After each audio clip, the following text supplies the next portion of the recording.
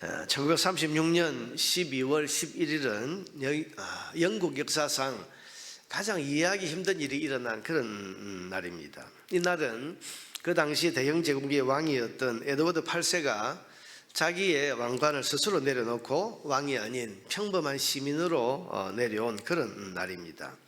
무슨 탄핵을 당했거나 혁명이 일어난 것이 아니고 스스로 대영 제국의 왕관을 내려놓았습니다. 더 놀라운 것은 그 이유에 있었습니다. 그가 왕관을 내려놓은 이유는 다름이 아니라 자기가 사랑하는 심퍼슨이라는 여성과 결혼을 하기 위해서였습니다. 여러분, 그 당시 영국의 법은 왕이 귀족이 아닌 여성과 결혼을 할 수 없게 되어 있습니다. 또 왕은 재혼을 할 수가 없게 되어 있었습니다. 이런 법들에 막혀서 이 심퍼슨과 결혼할 수 없게 되자 그럼 나는 왕위를 포기하겠소 하고는 스스로 왕의 자리에서 내려와서 그 여인과 결혼을 하는 그런 선택을 한 것입니다. 여러분, 이런 선택이 가능한 것이겠습니까? 한 여인과의 결혼이 아무리 중한들 세계를 호령하는 대영 제국의 왕의 지위와 여러분 그것을 버릴 만큼 그렇게 비교할 수 있는 것이겠습니까?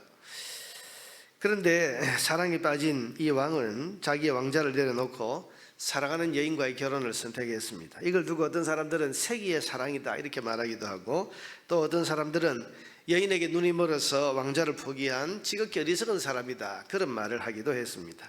여러분 어떻습니까? 이런 선택을 이해할 수 있으시겠습니까? 우리가 사랑을 빼고 보면 이 선택은 세상 어리석은 선택입니다. 어떻게 왕의 자리를 포기할 수 있나? 그러나 사랑이라는 눈으로 보면 이 어리석은 선택이 어리석게 보이지만은 않습니다. 왜냐하면 사랑은 이렇게 사람의 이성과 상식을 뛰어넘는 전설을 남기기 때문입니다. 여러분, 사랑은 이성을 마비시킵니다. 아무리 지적인 사람도 사랑에 빠지면 정신없는 사람이 되어버립니다. 아무리 논리적이고 똑부러진 사람도 천하의 바보로 만들어버리는 것이 사랑입니다. 사랑은 논리를 깨버립니다. 사랑은 상식을 무력화시킵니다. 그리고 사랑은 말도 안 되는 헛된 낭비를 하면서도 그게 전혀 아깝지 않게 합니다. 오늘 본문의 이야기가 바로 그런 이야기입니다.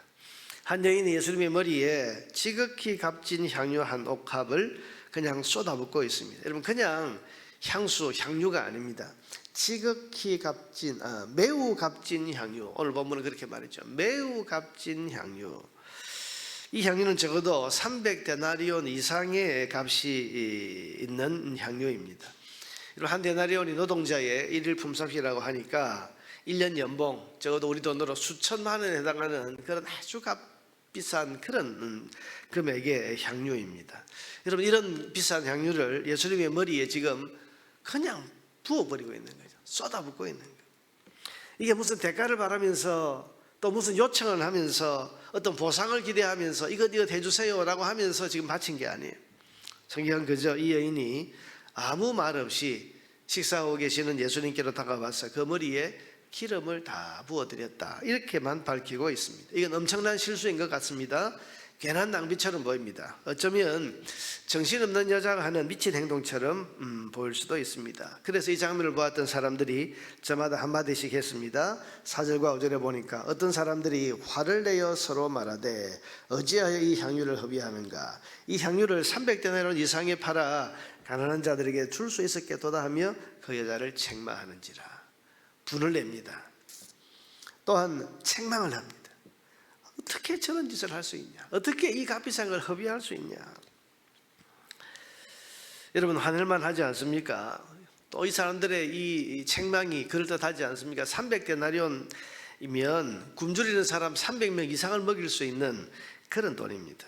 그 값비싼 것을 저렇게 허무하게 버리는 것이야말로 얼마나 답답하고 또 얼마나 한심해 보였겠습니까? 평소대로라면 이런 정신없는 행동을 하는 여인에 대해서 예수님께서도 한마디 좀 하실 만한데, 그런데 오늘 본문에 보면 예수님께서는 이 여인의 이 행동을 칭찬하십니다. 6절에 보니까 예수께서 이르시되 가만두어라. 너에게 어찌하여 그를 괴롭게 하느냐? 그가 내게 좋은 일을 하였느니라. 보세요. 주님께서는 이 여자의 행동에 대해서 오히려 칭찬을 하십니다. 내게 좋은 일을 했다. 뿐만 아니라 굉장히 기뻐하시면서 뭐라고 말씀하십니까? 9절에 보니까 내가 진실로 너희에게 이르노니 온 천하에 어디서든지 복음이 전파되는 곳에는 이 여자가 행한 일도 말하여 그를 기억하리라. 복음이 전파돼 땅끝까지 모든 족속에게 복음이 다 전파될 때에 이 여인의 이 이야기도 함께 증거되게 되리라. 그래서 여러분 이 이야기가 성경에 기록이 되어 있고, 그래서 이 고난주간을 맞이하는 교회들은 항상 이 고난주간 한 주간 중에 이 여인의 헌신을 항상 이야기하면서 이 여인의 헌신을 지금 말하고 있는 겁니다. 여러분 보세요. 왜 그런 것입니까? 이게 사랑의 이야기이기 때문입니다. 사랑은 이성을 뛰어넘는다고 했습니다. 사랑은 계산으로는 이해가 되지 않는다고 했습니다. 그래서 아무리 말이 되지 않는 그런 행동이라도 사랑이 그 이유라면 그 이야기는 순식간에 아름다운 이야기가 되어버리는 것입니다. 여러분 왜 동반자살을 선택한 로미오와 줄리엣의 이야기가 세계적인 그런 명작이 되었습니까? 이게 사랑의 이야기이기 때문에. 사랑이 아니라면 여러분 보세요. 얼마나 어리석은 행동이고 얼마나 잘못된 행동입니까? 앞길이 고말리 같은 청춘 남녀의 자살이 이거 비난받고 손가락질 받는 그런 일이 있지만은, 그러나 이게 사랑의 이야기이니까 잘못된 일, 분명히 잘못된 일임에도 불구하고 사람들은 아름다운 이야기로 그렇게 지금 기억을 하고 있는 겁니다. 왕가를 버린 이 에드워드 8세의 이야기가 사랑의 이유가 아닌 어떤 재산 문제나 어떤 정치적 계산에 의해서 한 그런 행동이었다면 여러분 이것이 과연 아름다운 이야기로 기억될 수 있겠습니까? 그러나 이것이 사랑을 한 사람의 이야기이기 때문에 세기의 대사랑이라는 그런 아름다운 이야기로 전해지고 또 우리 기억에 새겨지고 있는 겁니다. 사랑은 모든 허물을 덮습니다. 사랑은 모든 불합리를 합리로 바꿔놓고 모든 비이성을 이성의 이야기로 바꾸어 놓고, 사랑은 말도 안 되는 낭비도 거룩한 헌신의 이야기로 바꾸어 놓습니다. 오늘 이 이야기는 이성의 눈으로 보면 분명히 낭비입니다. 허비입니다. 어떻게 저걸 허비하는가? 그런데 이 허비의 이야기가 사랑의 이야기가 될 수 있고 아름다운 이야기가 될 수 있는 것은 이 여인의 행동이 사랑에서부터 우러나온 사랑의 행동이기 때문입니다. 예수님을 너무너무 사랑해서 예수님께 받은 은혜가 너무너무 귀해서 뭐든지 다 드리고 싶은 그 사랑의 마음 하나로 이 값비싼 향유를 아낌없이 부어 드린 것입니다. 그런데 여러분 이것보다 훨씬 더 아름다운 사랑의 이야기가 있습니다. 사랑을 위해서 옥합이 아니라 자기 몸을 깨뜨리신 분이 계십니다.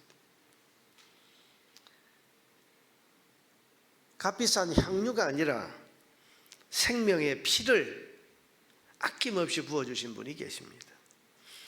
대영제국의 왕의 자리가 아니라 천상의 보좌를 내려놓고 죄인의 자리로 기꺼이 낮아지신 분이 계십니다.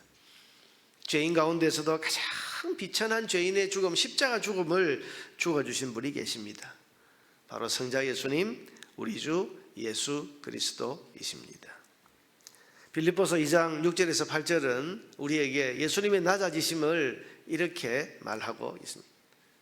그는 근본 하나님의 본체시나 천상의 보좌에 앉아 계시는 하나님이시나 하나님과 동등됨을 취할 것으로 여기지 아니하시고 오히려 자기를 비워서 모든 것 내려놓고, 비운다는 말은 다 내려놓고 종의 형체를 가지사 사람들과 같이 되셨고 평범한 사람이 되셨고 사람의 모양으로 나타나사 자기를 낮추시고 죽기까지 복종하셨으니 곧 십자가에 죽으심이라.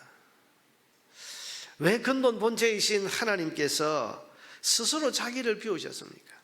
왜 종의 형체를 가진 사람, 평범한 사람이 되셨습니까? 다른 이유가 없습니다. 사랑 때문에. 오직 사랑하시기 때문에. 왜 그렇게 낮아지신 그분께서 죄인이 당하는 고난을 당하시고 침뱉음과 비웃음과 비난과 조롱을 다 받으셨습니까? 우리를 사랑하시기 때문에. 사랑의 이야기. 여러분 말이 안 되는 이야기지 않습니까? 어떻게 하나님이 하나님의 천상의 보좌를 다 버리고 하나님으로서의 영광과 권세를 다 버리고 평범한 사람이 될 수 있나? 도대체 무엇 때문에? 무슨 이유로? 이성의 눈으로 보면 여러분 논리적으로는 이해가 안 되는 이야기. 그러나 사랑이라면 설명이 돼요. 사랑하시니까. 하나님이 세상을 이처럼 사랑하사 사랑하사. 사랑이라면 다 이해가 됩니다. 왜 하나님이신 그분께서 창에 찔리고 십자가에 양손 양발이 못으로 박히고 급기야 엘리 엘리 라마 사박다니 외치시고 죽으셔야 했습니까? 죄인된 우리를 사랑하셔서 우리를 살리기 위해서였습니다. 사랑하는 여러분, 이 고난주간에 우리가 묵상하고 있는 예수님의 고난은 사랑 때문에 겪으신 고난입니다. 예수님의 십자가의 피 흘리심과 죽으심은 저와 여러분을 지극히 사랑하신 예수님께서 사랑하기 때문에 사랑을 위해서 스스로를 내어주신 고맙고 놀라운 사랑의 헌신입니다. 우리는 300데나리온의 향유를 아낌없이 부어드린 이 여인의 헌신에 놀라지만은 사실은 이 여인의 헌신과는 비교할 수 없는 성자 하나님의 말로 다 할 수 없는 사랑의 희생, 사랑 때문에 모든 것을 허비한 것처럼 다 내려놓으신 그분의 놀라운 헌신, 사랑을 위해서 기꺼이 자기 자신을 드리신 고귀한 그분의 놀라운 헌신 앞에 우리는 더 놀라고 더 놀라야 하는 것입니다. 사랑하는 여러분, 이번 한 주간 우리가 묵상하는 주님의 고난과 십자가 죽음이 우리를 사랑하신, 나를 사랑하신 성자 하나님의 고맙고 놀라운 사랑의 헌신인 것을 믿으십니까? 사랑 때문에 고난들을 대신 당하셨고 저와 여러분을 사랑하시기 때문에 창에 찔리고 채찍에 맞고 살찢고 피 흘려 죽으셨다는 이 사실을 여러분 분명히 믿으시기를 바랍니다. 이사야 53장 5절은 이것을 우리에게 분명히 말합니다. 그가 찔림은 우리의 허물 때문이요 그가 상함은 우리의 죄악 때문이라. 그가 징계를 받음으로 우리는 평화를 누리고 그가 채찍에 맞음으로 우리는 나음을 받았도다. 같이 한번 읽어볼까요? 같이 읽어봅시다. 시작. 그가 찔림은 우리의 허물 때문이요 그가 상함은 우리의 죄악 때문이라.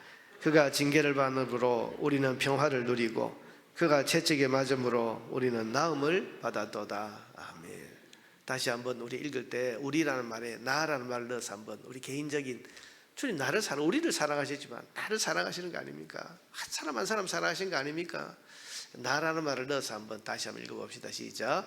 그가 찔림은 나의 허물 때문이요 그가 상함은 나의 죄악 때문이라. 그가 징계를 받음으로 나는 평화를 누리고 그가 채찍에 맞음으로 나는 나음을 받았도다. 아멘. 여러분, 사랑의 이야기입니다. 이 고난주간 한 주간 주님의 고난과 십자가 죽음, 이제 내일 모레면 이제 금요일 우리가 정사 기념예배, 십자가 순환 기념예배를 드리면서 예수님의 죽으심을 또 깊이 묵상하는 그런 시간들을 가질 것인데, 그 주님의 놀라운 죽음, 주님의 그 참 처절한 고난, 사랑의 이야기입니다. 나를 위해서 주님이 얼마나 많은 것을 버리셨나. 주님께서 나를 사랑하시기 때문에, 나를 사랑하셔서 나를 살리기 위해서 얼마나 많은 것을 깨뜨리셨나, 얼마나 자기를 깨뜨리셨나, 얼마나 많은 것을 우리를 위해서, 나를 위해서 부어주셨나. 사랑의 이야기입니다. 이 한 주간 여러분, 주님의 고난이 참 마음으로 참 안 됐고 마음이 슬프고 긍휼히 여겨지고 이 마음도 중요합니다만은 그보다 더 중요한 것은 사랑의 이야기다. 나 때문에 당하신 고난, 나를 사랑하셔서 깨뜨리신 자신의 몸, 나를 사랑하셔서 아낌없이 마지막 한 방울까지 다 부어주신 주님의 놀라운 보혈의 은혜, 사랑의 이야기입니다. 주님의 고난과 십자가 죽음의 이야기는 저와 여러분을 사랑하시는 성자 하나님의 전설 같은 사랑의 이야기입니다. 이 전설 같은 사랑의 큰 이야기를 우리가 이번 한 주간 깊이 묵상하면서 나를 이토록 사랑하시고 사랑하셔서 낮아지시고 살을 찢기시고 희생의 피를 기꺼이 흘리고 죽어주신 놀라우신 예수님의 사랑을 우리가 감사하고 찬양하고 그 사랑에 합당한 자로서 그 주님을 나도 사랑하기 위해서 우리 자신을 드리는 사랑의 헌신을 다짐하는 그런 결단이 있는 이번 한 주간 되시기를 주의 이름으로 축원합니다.